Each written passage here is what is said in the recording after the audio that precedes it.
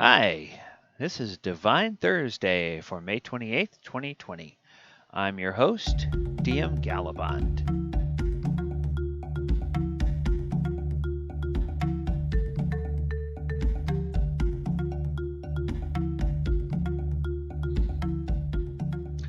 All right, on today's Divine Thursday, we're going to take a look at a venerable old spell from the history of D&D, Detect Magic.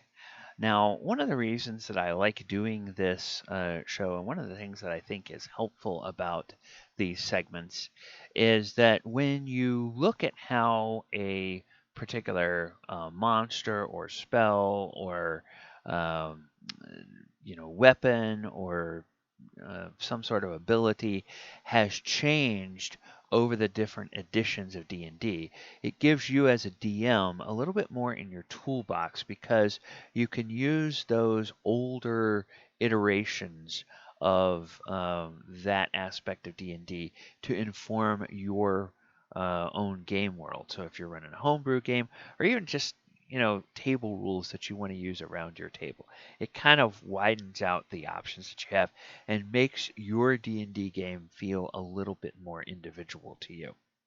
So let's take a look at Detect Magic, because this one has some really interesting changes of what has happened over the editions. All right, in 5th edition, Detect Magic is a first level spell, and it's available to just about every class. Bards, clerics, druids, paladins, rangers, sorcerers, wizards, arcana, domain, and artificers. So the casting time is one action and it requires concentration up to 10 minutes. However, it can also be cast as a ritual. Now, rituals were something that they added in, I believe, in 3rd edition. I know they were in 4th edition as well. And basically, what that gave you is that gave you a more narrative way of casting a spell. Normally, every time you cast a spell in D&D, it uses a spell slot. So you're taking a resource away that you can't use later in the game. But with rituals, it says, okay, it takes, instead of an action like you would do in casting a spell in combat, it takes a 10-minute ritual to cast the spell. And then the trade-off for doing that long period of time to cast a spell is that it doesn't exhaust that spell slot.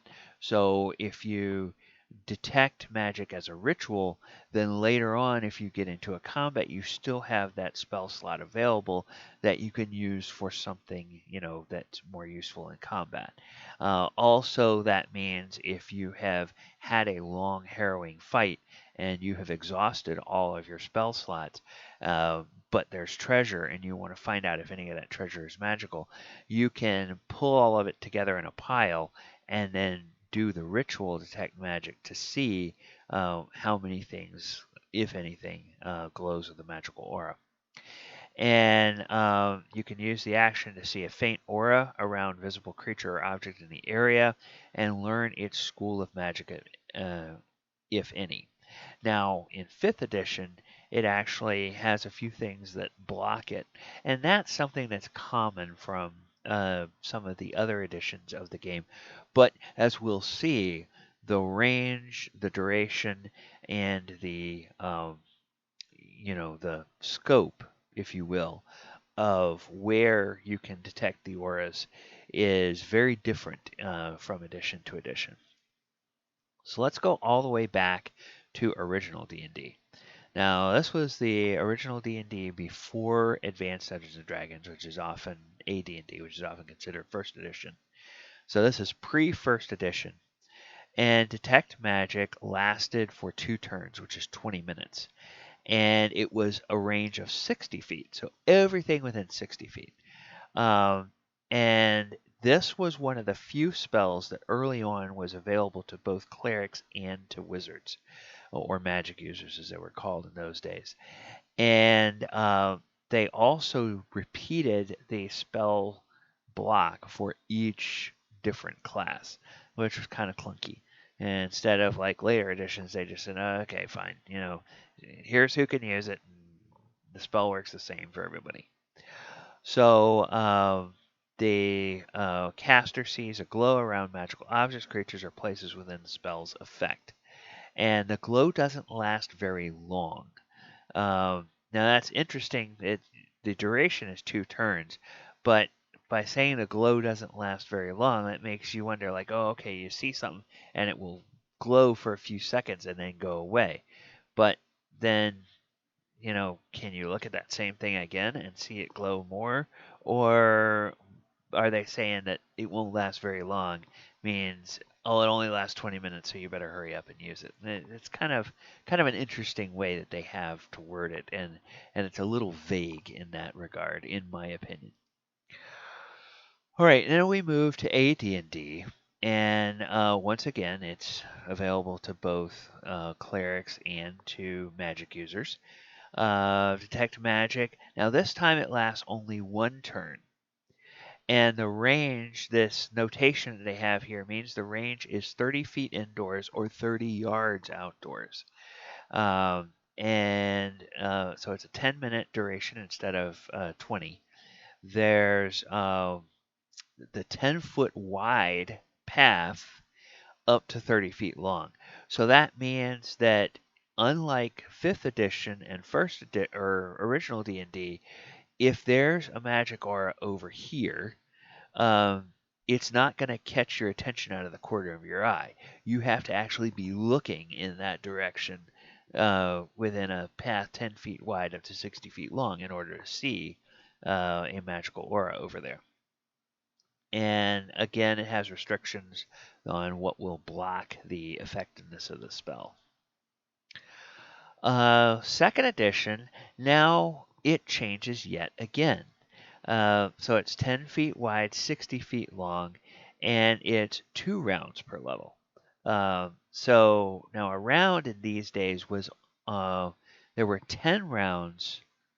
No, my apologies. There were 6 rounds or 6 seconds per round because there were 10 rounds in a minute. In the, no, wait a minute. I'm getting that backwards. In the original edition, there were 6 rounds in a minute, so each round was 10 seconds. So the duration, 20 seconds per level instead of 20 minutes. And the area of effect, again, 10 feet wide, 60 feet long. And so this is available for both clerics and wizards, but the caster detects magical radiations within a path 10 feet wide up to 60 feet long. Now, this adds a little bit of gradation in terms of how the aura shows up. The intensity of the magic can be determined, so dim, faint, moderate, strong, overwhelming, and the wizard has only a 10% chance per level to recognize a certain type of magic, alteration, conjuration, etc. Now remember, in 5th edition, you automatically know the school of magic, and in 1st edition and original D&D, it didn't say anything about knowing the school of magic.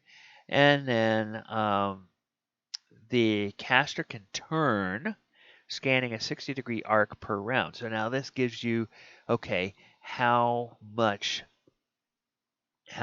can you scan in any one round?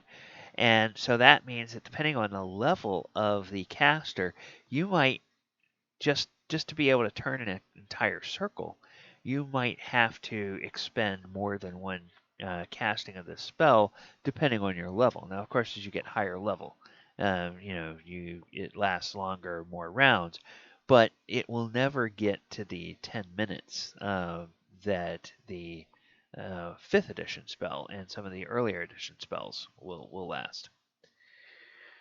Okay, so then Detect Magic in 3rd edition is available to bards, clerics, druids, sorcerers, and wizards. And so it's a cone-shaped emanation up to 1 minute per level. Now notice that it's a 0-level spell, so that means it's a cantrip.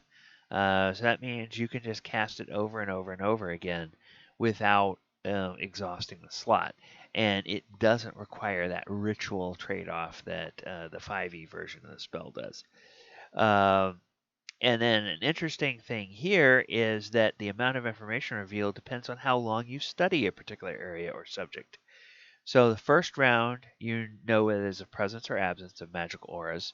Second round is the number of different auras and the power of the most potent one. The third round is the strength and location of each individual aura. And if the items or creatures bearing the auras are in line of sight, you can make the spellcraft skill check to determine the school of magic involved. So again, just like you had a percentage chance in second edition and third edition, there's a skill check. So it's not automatic the way it is in fifth edition. Magic auras, multiple type of magic, or strong local magic emanations may distort or conceal weaker auras. And the aura strength, aura's power depends on the spell's functioning level or item's casting level. The aura falls in a one-word category. Detect magic indicates the stronger of the two. So then there's lingering auras, and it talks about how after a magic item is destroyed or after a magical creature leaves an area, there will still be an echo, if you will, a lingering aura there. And then the length of time that aura lasts depends on how strong the original aura was. So this can get really, really, really deep in the weeds of figuring out, if your party is looking for a magical item and some bandits or something have stolen it, well, you could go and you could see that a magical item was there. And, if you get there within this amount of time, then you'll still see the trace of the aura.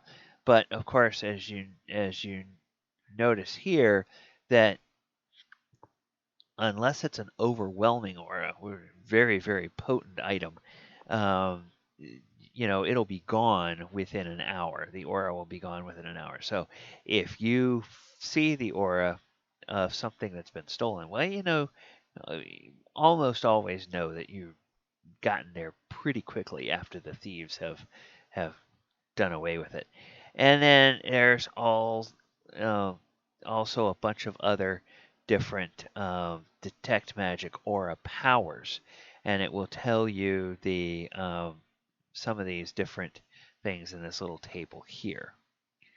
All right, so then we go to fourth edition, and as it does with many different things, fourth edition changes up detect magic altogether. And instead of in fourth edition it being a spell, it's actually a skill check, an arcana check, which is based on your intelligence. And you can only do detect magic if you are trained in it. So you have to train the arcana skill in order to be able to do detect magic effects. And there's several specific individual checks you can do, and they each have their own DCs and their own action economy. So if you want to identify a conjuration or zone, that's a minor action, and the DC is 15 plus one half of the power's level.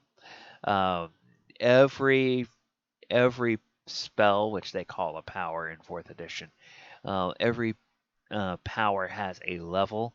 So, like if you're trying to detect an 8th level power, or trying to identify an 8th level power, it's 15 plus one half of 8, which is 4. So 15 plus 4 is a 19 is the DC to be able to identify that conjuration or zone. So you must be able to see the effect of the conjuration or zone. And then identifying a ritual is a standard action, and the DC is 20 plus one half of the ritual's level. And identifying magical effects is a standard action, so DC is 20 plus one half the effects level, if any. And then sense the presence of magic is 1 minute, DCA plus one half the level of a magic item, power, ritual, or magical phenomenon within the range. And then what is the area of detection? You can detect magic within a number of squares equal to 5 plus your level in every direction. So now we're back to being able to see all the way around you. You're not having to turn during this time to detect stuff.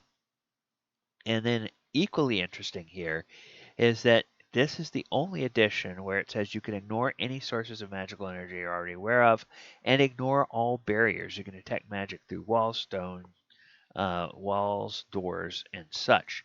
So remember how all of the other editions say that there are certain barriers that will block it? Not in 4th edition. As long as the source of that magic is within range and you make the DC, it doesn't matter whether you're looking through, 5 feet of stone or 5 feet of lead, or 50 feet of earth. If that magic item is close enough to be within range, then you can detect it. All right, so that is pretty much detect magic. Like I said at the beginning, it's very interesting to know how these spells change from edition to edition so that you can sort of use them to customize your own game. Now, if you like the stuff that we're doing here on this channel, please click the subscribe button below and ring the little bell. That'll let you know when we have new content that drops on the channel. We drop new content at least every day.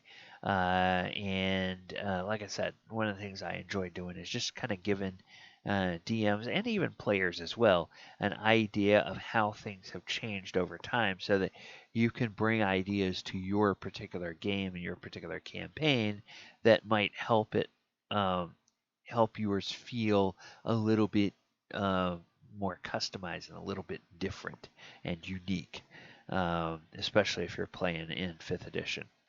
All right, everybody. Well, that's going to do it for today. Hope you all will continue to be safe, and we will see you here tomorrow for Lore Friday. Good night, everybody.